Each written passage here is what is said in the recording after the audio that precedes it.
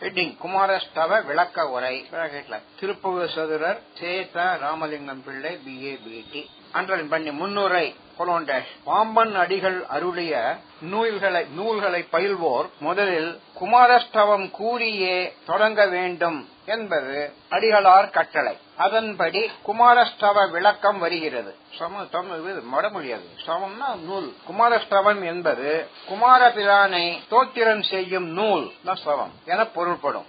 Heading under பண்ணி குமாரநாம சிறப்பு மேலவர் போற்றும் வேலவர் திருநாமங்களுள் அண்டர் பண்ணி குமரன் என்ற திருநாமம் தனிச்சிறப்புடையது. அதற்கு பல பொருள்கள் கூறப்படுகின்றன. அவற்றை சிறிது நோக்குவோம். எம்பிரான் மற்றவர்களைப் போல குழந்தையாய் கிழவனாய் வளர்ந்து வாழ்ந்து மடிதல் இன்றி என்றும் மாறாத இளம் குருத்தை குறிஞ்சி கிழவன் என்றோதும் குவலயமே.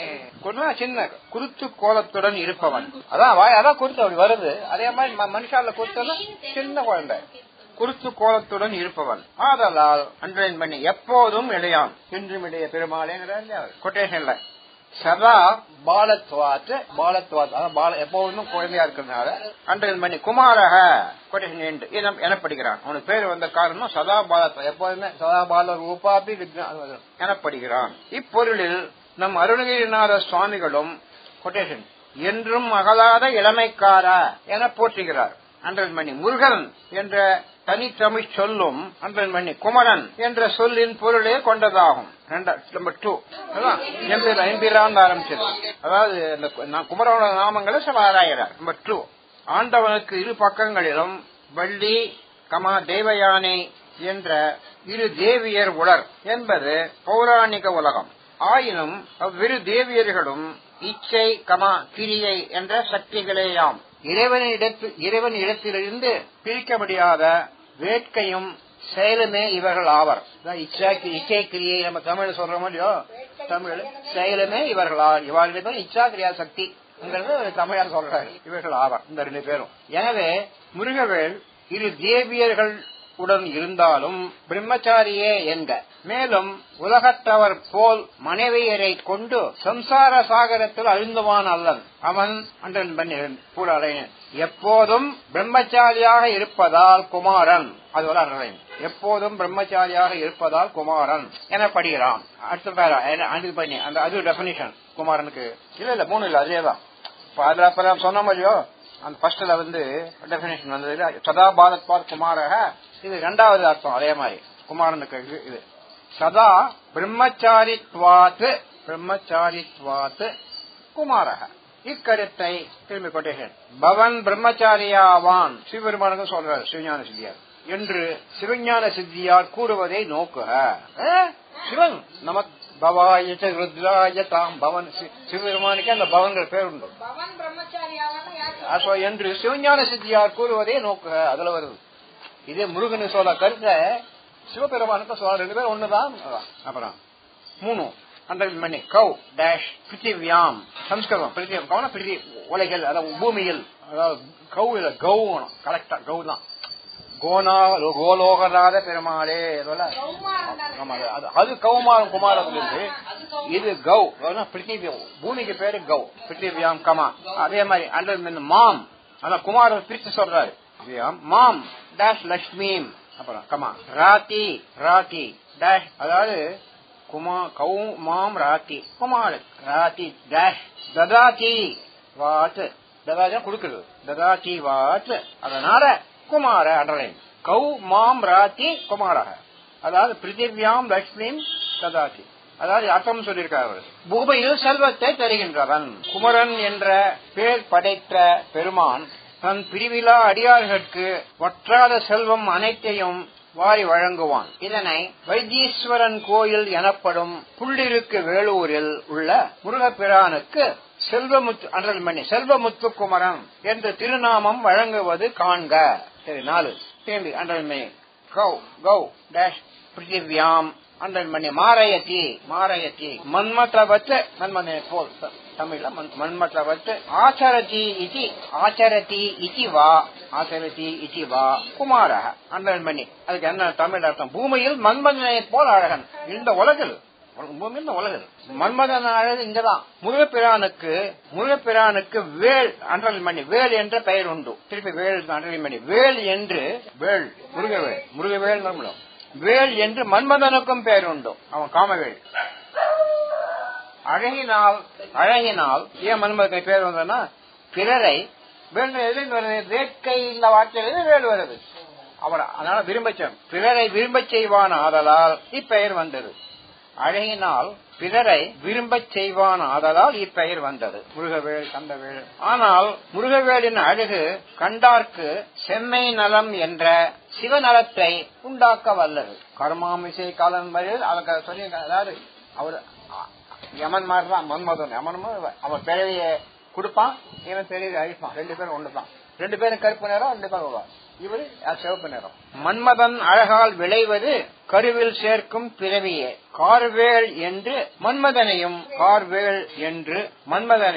இக்காரணம் பற்றியே அழைப்பர். 2 அர்த்தம் இந்த இடத்துல. கார்வேல்னா கருப்பு நிறம். அதே மாதிரி அவன் சேர்த்துறதும் கருப்பான் நரகத்துல கொண்டு போய் சேர்ப்பான். அவனோட வர இதனால அழைப்பர். 5 அண்டகன் பண்ணி மாரக குமாரங்கிற அர்த்தம் மாரக டேஷ் மன்மதனை அன்றன் பண்ணி குர்ச்சிதம் செய்பவன். குர்ச்சிதம் ஒதுக்கிறது செய்பவன். எந்த வேளையும் அருள் செய்யும் கந்தவேல் அன்றன் பண்ணி குமாரன் என்றும் பொருளாகும். நிறம் கரிய நாய் காமவேதனையை மிகுவித்து பிறவையாகிய கருவாதனைக்கு வழி கோலும் மன்மதனை தனது செந்நிற அழகினாலும் வீட்டின் வேட்கையை தூண்டி மோட்சம் வீட்டின் வேட்கையை தூண்டி மன்மதன் இல்ல மற்றவாளுக்கு மன்மதன் அப்புறம் அதை போய் சேரணும். அந்த லைன் தூண்டி முத்தி நலத்துக்கு முன்னின்று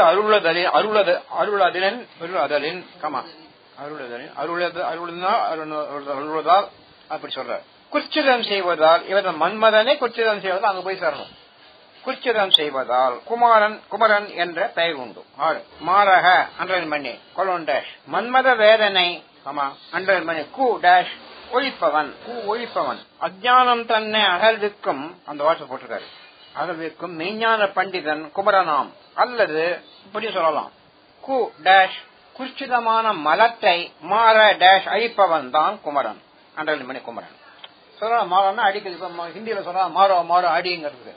மாற அழிப்பவன் தான் குமரன். இக்கருத்தை நமது பாமனடிகள் அவருடைய தகராலய ரகசியத்தில் கொட்டேஷன் செய்யும். அந்த வார்த்தைக்கு மட்டும் அதுக்கு மட்டும் அண்டை மட்டும் போறோம். குவெனும் குர்ச்சித மாமலம் கொன்றருள் செய்பவன் அன்றமணி மாறன் என்று ஒவ்விடும் அர்த்தமதாம் இவை ஒன்றும் நுவர்ச்சி சொல்லுதல் நுவலுதல் ஆமா அன்றமணி குமாரன் என்று உவ்வுளர் நாவில்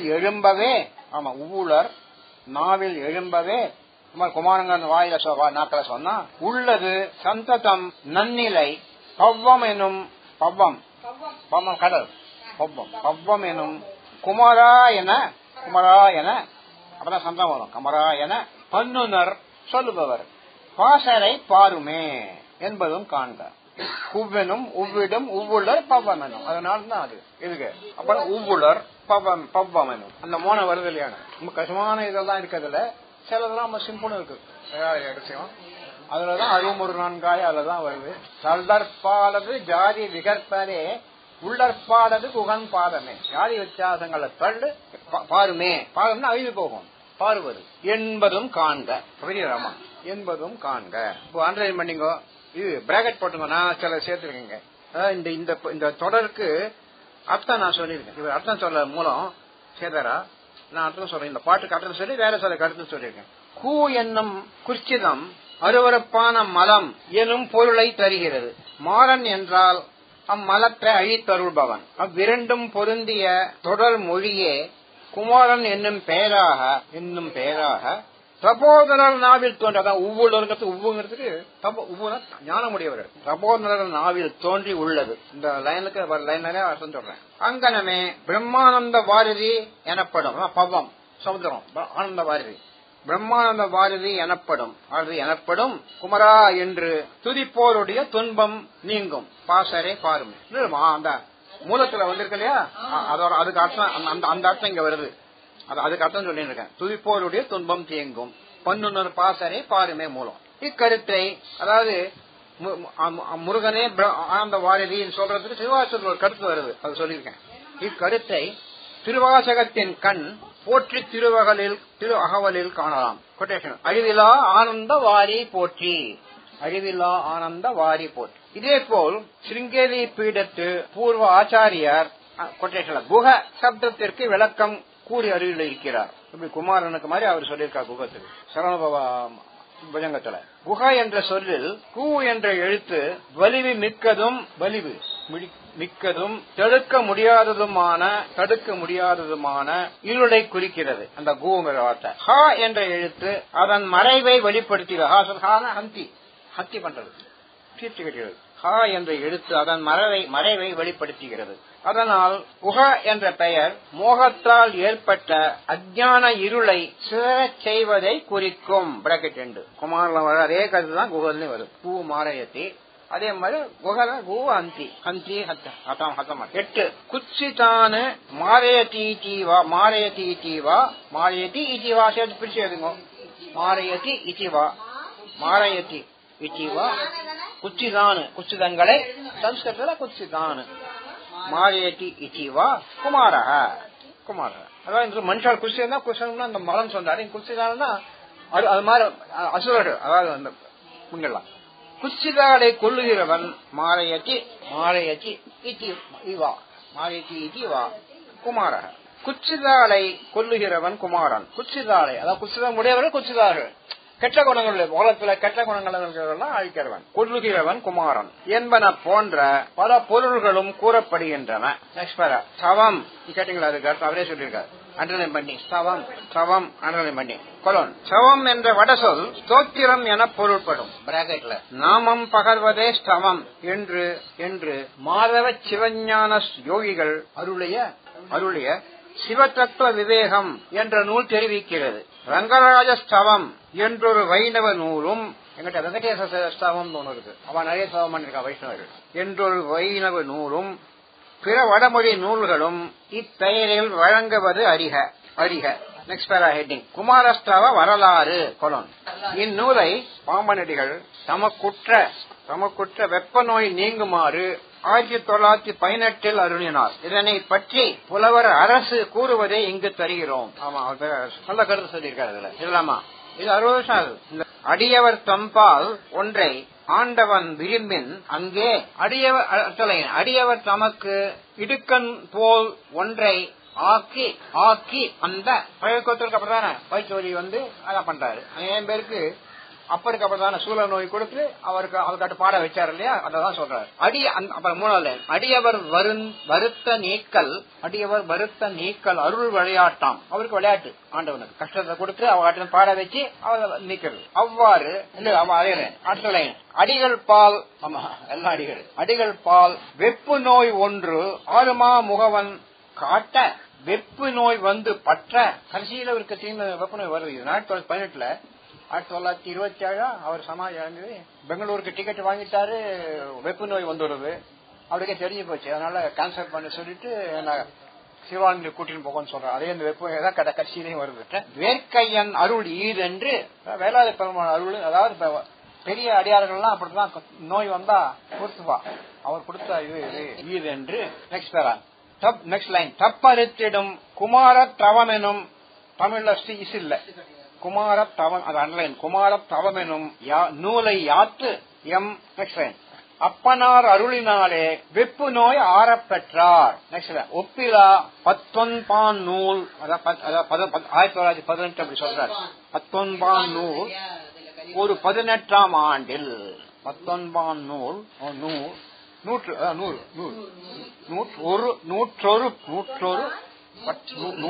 18ஆம் ஆண்டு 1918 நம்மள சொல்றாரு. அதுக்கு நான் சொல்லல. ஒவ்வொருத்தருக்கும் நோய் கொடுத்து இது பண்ணுவாரு சொன்னேன். பகடி கொத்தருக்கு அப்புறம் உடம்பு வந்துதான் அதை தீர்க்க முடியும். பகடி கொத்தர் பிள்ளை தமிழ் அவருக்கு ஒரு வந்துதான் அப்புறம் எழுதுறாரு. என்ன எழுதுறாரு? இதுக்கு அர்த்தமும் ஆண்டு அதோட முடிவு போயிடுது பிராக்கெட். இன்னும் அடுத்த பிராக்கெட்டா அர்த்தமும் சொல்லி இருக்கு. ஆண்டவன் முடிச்சு முடியுது. அதான் செய்யுள் அதோட முடியுது. அதுவும் பிராக்கெட் போடுங்க. ஆண்டவன் அடியவரிடம் ஏதேனும் ஒன்றை விரும்பினால் அவர்களுக்கு ஏதேனும் துன்பம் போன்ற ஒன்றை ஆக்குவான். பூர்வ சிதம்பர சுவாமிகள் முதல்ல சிதம்பர கவிராஜ முதலில் அப்படித்தான் அவருக்கு என்ன இது வந்து விரதமா இருக்காரு.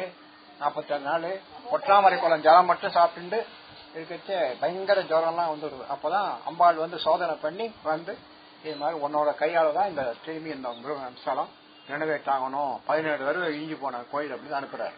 இந்த மாதிரி அடியாரோட சரித்திரத்துல எல்லாம் வரும் ஆக்குவான். பிறகு அவ்வடியவர்கள் தம் துன்பம் நீங்கும்படி ஆண்டவனை வேண்டி துதித்தால் அதனை நீக்கி அருளல் அவனது திருவிளையாட்டாகும். அவ்வாறே நம் பாம்பன் அடிகளுக்கு ஒரு சமயம் வெப்பு நோய் கண்டது. இதுவும் வேற்பரன் திருவருள் என்று கருதி அடிகளார் குமாரத்தவம் என்ற நூலை 1918 ஆண்டில் பாடி அருளி குமாரபிரான் அருளினாலே தமது வெப்பு நோய் நீங்க பெற்றார். அதே மாதிரி சண்முக கவசம் பாடி அந்த கால் அவருக்கு முடிஞ்சது, அதை பாடினார், கால் முடிஞ்சதுக்கு. Bracket end. நெக்ஸ்ட் பேரா ஹெட்டிங் நூல் பயன் கொலோண்டாஷ். இந்நூலை பாராயணம் செய்பவர்கள் நோய் நீக்கம் பெறுவர் என்பது இந்த வரலாற்றில் இருந்து உணரத்தகும். நெக்ஸ்ட் பேரா ஹெட்டிங் அண்டர்லைன் பண்ணி பாம்பனார் நூற்களின் பண்பு கொலோண்டாஷ். பன்னிருகை பரமனை 6666 பாமாலைகளால்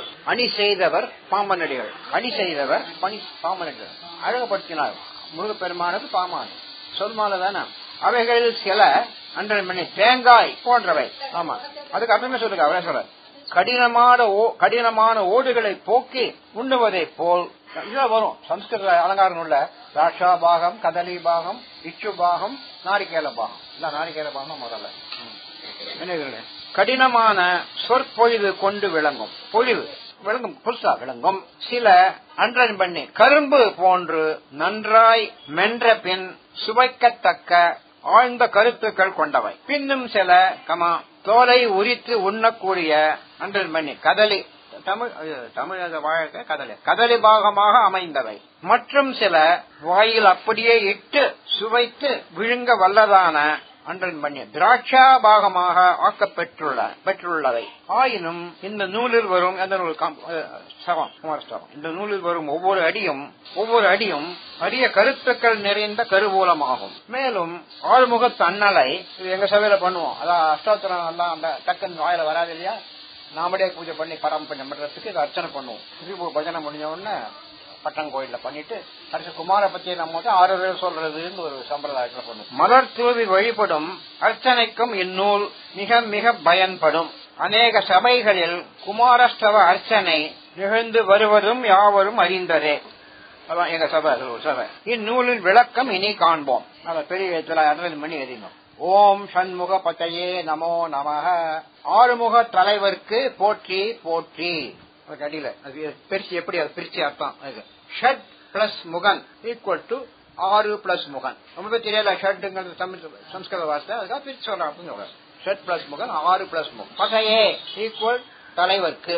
பதையே என்றால் ஈக்குவல் பண்ணும் ஈக்குவல் டு தலைவருக்கு. நமோ நம ஈக்குவல் டு போற்றி போற்றி. முதல் அடி ஆறுமுகப்பதியின் சிறப்பை எண்ணி வணக்கம் கூறுகிறது. இனி ஆறுமுகன் என்பதன் தத்துவங்களை விசாரிப்போம். 1. சிவனாருக்குரிய முகங்கள் 5. அவை முறையே ஈசானம், தற்புருடம், அகோரம், வாமதேவம், சத்யோசாதம், சத்யோசாதம் என்பன. அவற்றோடு தேவியின் முகம் ஒன்றும் கூடி 6 முகமாயிற்று. செய்யுள் முன்னெடுத்துரைத்த 6 முகங்களுள் ஒன்று அண்டர்லைன் பண்ணி ஈசானம். நெக்ஸ்ட் லைன் மண்ணு அண்டர்லைன் பண்ணி தற்புருடம் ஒன்று மல்கு அண்டர்லைன் பண்ணி அகோரம் தான் ஒன்று. தென்னுரத்தொன்று தென்னுரத்தொன்று வாமதேவமே அண்டர்லைன் பண்ணி வாமதேவமே. தென்னுரத்தொன்று அழகு பொழிந்து விளங்குவது வாமதேவமே. அது அண்டர்லைன் பண்ணி சத்யோசாதம். நெக்ஸ்ட் லைன் என்ன மற்றொன்று வேறொன்று 5 போச்சு. வேறொன்று 6வது என்ன ஏனுறும். ஏனுன்னா மதிப்புக்குரிய குடிலையாமே. ஏனுறும் குடிலையாமே. அது 6வது முகம் வந்து அம்பாளோட குடிலை.